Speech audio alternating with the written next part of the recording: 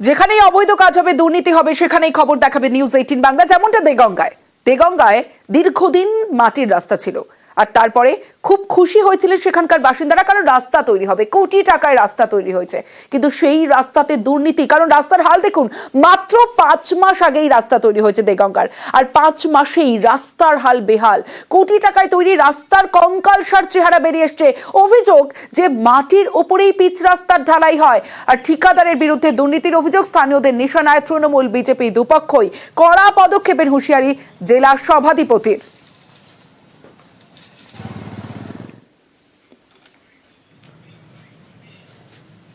6 মাস আগে হয়েছে পিচ রাস্তা, খবেরিয়ে গেছে, ইট সব ফেলে, তাই কোনো গতি কি যাচ্ছে, মানে এ তো ভালো কাজ হয়নি, পিচ ভালো দেয়নি, সেই জন্য এই অবস্থায়। দুর্নীতি হচ্ছে রাস্তায়। হ্যাঁ, এরকমই তো অবস্থা, পুরো রাস্তাই খারাপ।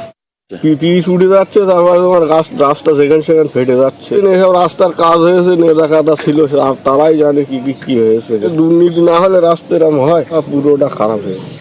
কারা চালাচ্ছে, বৈধ না অবৈধ, নিরীক্ষণ করার প্রয়োজন আছে। এডিএম জেডপি যিনি আছেন তার সাথে কথা বলবো, লোকাল পুলিশ যারা আছে তাদের সাথে কথা বলবো, এবং সেটা যদি কোনো অসাধু ব্যবসায়ের দ্বারা নষ্ট হয়, শুড পানিশড, প্রয়োজনীয় ব্যবস্থা নেব।